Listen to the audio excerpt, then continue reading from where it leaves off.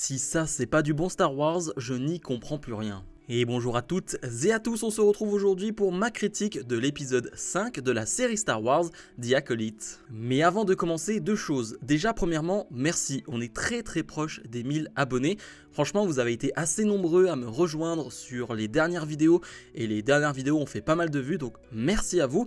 Et deuxièmement, je sais que les vidéos sur The Acolyte font des vues, mais font beaucoup de commentaires qui sont très critiques et la critique, moi, j'ai aucun problème là-dessus. C'est justement pour ça que j'ai fait cette chaîne, c'est pour pouvoir critiquer, parler de certaines choses. Ça me gêne pas, mais la critique, quand on insulte, quand on parle souvent des mêmes choses qui ne m'intéressent pas, quand on parle de woke, de Disney, c'est de la merde, j'avoue que ça m'intéresse très peu. Je préfère le préciser, si c'est des critiques sur l'épisode, sur les effets spéciaux, sur le scénario, sur les personnages, pas de souci. Mais si c'est ce genre de critique qui ne m'intéresse vraiment pas, je vais pas le redire, franchement, pas la peine de commenter. Je pense que si vous n'aimez pas la série, il n'y a aucun problème et vous pouvez ne pas regarder, tout simplement, et c'est pas si grave que ça. Mais bref, on s'était quitté la semaine dernière avec un énorme cliffhanger, avec ce personnage à sabre laser rouge qui s'en était pris au Jedi, qui s'en était pris à Osha, et ça s'était terminé là-dessus. Alors, je le rappelle, je n'étais pas déçu du cliffhanger, parce qu'un cliffhanger, ça fait partie du cinéma, ça fait partie d'une série, c'est cool, mais c'était plutôt la construction qui menait à ce cliffhanger. Et donc j'attendais beaucoup de cet épisode, parce que c'est ce qu'on attendait, la guerre, des combats au sabre laser, et c'est ce qu'on a eu, sans rentrer dans les détails, sans rentrer en spoiler, je pense que vous pouvez vous en douter, et j'ai tout simplement adoré, et j'ai pas peur de dire que c'est l'un de mes épisodes préférés d'une série Star Wars. Parce qu'évidemment, quand on parle de Star Wars, quand on ne va pas très loin, quand on réfléchit simplement, Star Wars c'est quoi? C'est des combats au sabre laser. En tout cas, moi, c'était comme ça quand j'étais petit. C'est ça qui m'a fait aimer Star Wars. C'est les combats au sabre laser. Eh bien, ça m'a fait revenir en enfance, de voir de très beaux combats au sabre laser. Et dès que je vois des beaux combats au sabre laser, évidemment, je suis un homme heureux. Évidemment, je suis un homme comblé. Donc rien que pour ça, c'était un épisode assez bon. Je trouve que d'ailleurs les combats sont très bien filmés. Je trouve que évidemment on est dans la nuit donc c'est sombre, mais il n'y a pas ce côté on ne voit rien. Je trouve que tout est fluide, tout est lisible, donc c'est très bien réalisé. On pourra reparler du scénario, de certains personnages qui font des choix qui ne sont pas hyper compréhensibles bien sûr, mais je parle simplement en termes de divertissement. Eh bien j'ai fini l'épisode et je me dis ouais, j'ai été diverti. Et c'est un sentiment hyper agréable.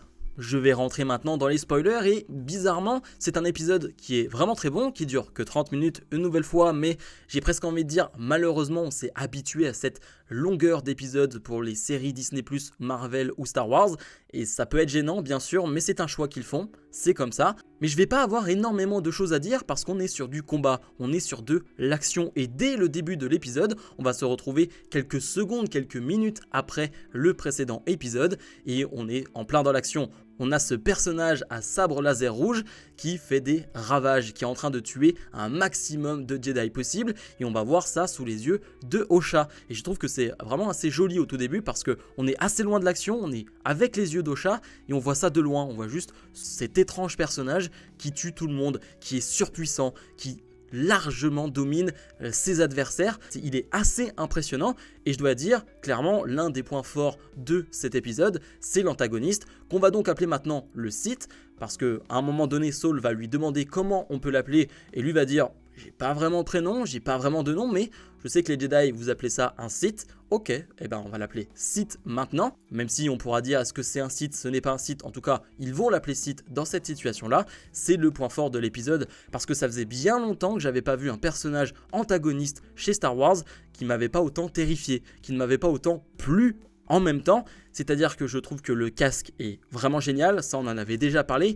et puis je trouve que son style de combat est très agréable. Vraiment, tu ressens sa puissance, tu ressens aussi sa cruauté, et on va revenir sur quelques points de cet épisode où oui, c'était assez violent, hein, il faut le dire. Je pense à l'une des premières scènes d'action où ce Sith va embrocher un Jedi avec son sabre laser, puis avec la force va ramener un autre Jedi sur ce sabre laser qui va s'empiler dans le sabre.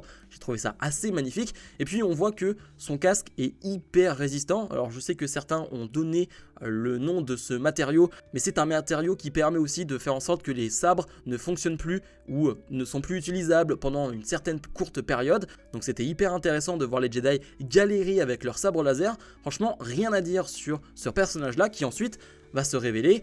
Il n'y a pas vraiment de suspense, c'était bien Kimir. Et ce qui est fou, c'est que ce personnage de Kimir, dans un premier temps, tu peux pas dire qu'il est hyper charismatique, et l'acteur fait le boulot, mais il ne te dégage pas grand chose. Et bien là, dans cet épisode, la performance de cet acteur, vraiment incroyable. J'ai trouvé totalement dingue, totalement prenant, totalement passionnant et passionné par son rôle. J'ai trouvé totalement dingue parce qu'on va donc voir son visage, mais il a les cheveux qui tombent, qui sont pleins de sueur. On voit aussi ses bras, il va être dénudé au niveau des bras. Et le gars, il a bien travaillé parce que ses biceps sont énormes, vraiment. Et du coup, il est assez massif, il est impressionnant dans ses mouvements. Et du coup, on va se retrouver avec des combats entre Saul et lui. Et c'est génial parce que certes, on a les combats au sabre laser et en même temps, on a des combats à main nue. Et c'est ce qu'on va voir aussi dans cet épisode et c'est ce que j'aime beaucoup. C'est que oui, les combats au sabre laser, c'est cool. Mais dans ces mêmes combats, on va voir des coups de pied, des drop kicks, pour ceux qui connaissent un peu le catch. Mais voilà, des sauts chassés, des coups de poing, des coups de coude. Je veux dire, on va vraiment jouer avec cette physicalité-là. J'ai beaucoup apprécié ça. Je parlais du combat entre Kimir et Saul, mais dans un même moment, on va avoir un combat entre Jackie et Mei, qui là se passe sans sabre laser, et comme je le disais, c'était vraiment très plaisant. Jackie qui veut simplement arrêter, mais qui va réussir à le faire, et puis qui va se joindre au combat avec Saul. Et là, Jackie, elle est impressionnante. Je parlais de ce site qui a été impressionnant lors de cet épisode, mais alors Jackie, j'ai adoré son style de combat, et puis sa bravoure, son courage. Elle va faire face à un adversaire qui a tué plein de Jedi auparavant, elle lui fait vraiment face. Et il y a cette scène où elle est en totale difficulté, elle a son sabre laser, mais du coup, elle arrive à sortir un autre sabre laser de derrière elle. Et du coup, elle se bat avec 2 sabres laser, ça nous rappelle évidemment Ahsoka lorsqu'elle était plus jeune, dans les mouvements, dans la manière de se déplacer. J'ai trouvé ça génial. Franchement, une nouvelle fois, les chorégraphies de combat, ça faisait très longtemps que j'avais pas vu ça. Ça faisait très longtemps que j'avais pas vu des combats aussi satisfaisants. J'avais bien aimé les combats dans Ahsoka, mais ils étaient moins dynamiques. Ils étaient plus peut-être techniques et plus précis. Mais là, je trouve qu'il y a une vraie fougue, il y a une vraie fureur, il y a quelque chose en plus, je trouve, dans les combats-là, que j'ai beaucoup aimé, que ce soit les combats avec Saul et donc Kimir, que ce soit Jackie et Kimir. Franchement, rien à dire, c'était top. Et je dois le dire, j'étais totalement dégoûté lorsque Jackie va mourir. Et oui, parce que ce Sith va être très malin et va se servir de son sabre laser, va se servir de ses capacités du sabre laser qu'il a pour remporter son duel face à Jackie et la tuer, la planter 3 fois. Ça, c'était vraiment très triste. On voit la réaction de Saul qui est dévasté, qui est dépité, qui n'a qu'une seule envie, c'est de tuer Kimir derrière. Et il va vraiment s'y donner. Là, on a vraiment un combat entre les deux avec les poings, avec des coups de coude, des coups de pied. Et il va même reprendre l'avantage sur Kimir jusqu'au moment où il a son sabre laser porté sur son cou. Et il hésite à le tuer, mais il ne va pas le faire parce que Osha est présente et va lui dire évidemment de ne pas le faire. Osha qui est revenue, c'est vrai que j'en ai pas parlé, mais elle était partie parce que Yord avait eu l'ordre de la part de Saul de amener loin de tout ça Osha. Mais Osha va revenir et avec une stratégie à ce moment-là, elle va mettre de la lumière avec Pip, son droïde, sur Kimir. Et du coup, les bestioles, les espèces de gros insectes qu'on avait vus lors du précédent épisode vont se jeter sur Kimir et vont l'emporter. Alors j'ai eu peur sur le coup parce que je pensais qu'il était mort.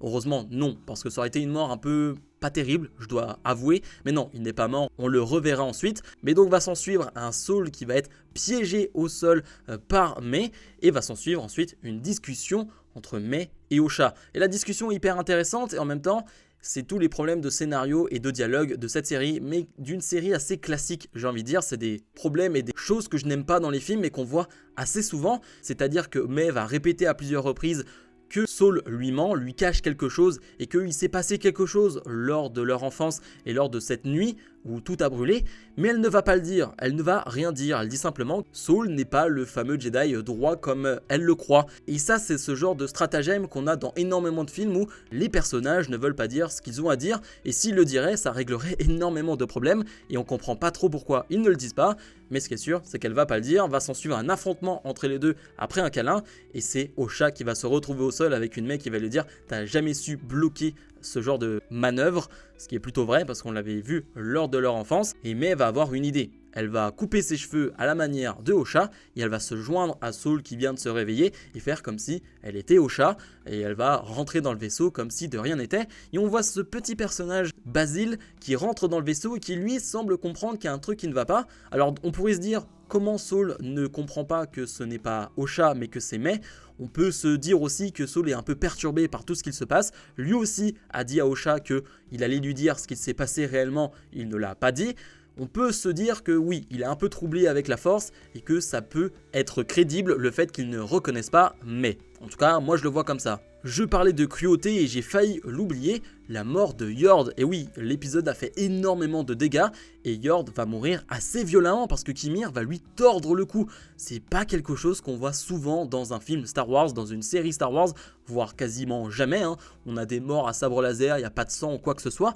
Et là, tu vois un coup qui est complètement retourné de la part de Kimir et ça fait très très mal. Et surtout, eh bien, il est violent, il est impressionnant et t'as peur de lui. À chaque fois qu'il est présent, il se passe quelque chose avec ce Sith, que ce soit ses arrivées où il arrive à 2000 à l'heure et tu le vois au fond de l'écran et ça te fait peur parce que toi tu es à la vision du personnage qui va se faire attaquer par Kimir et je trouve que tout ça était bien réalisé pour nous montrer la menace qui il était. Bref, l'épisode va se terminer avec Kimir qui va rejoindre Osha. Je pense que lui comprend ou va comprendre que c'est bien Osha et non Mai.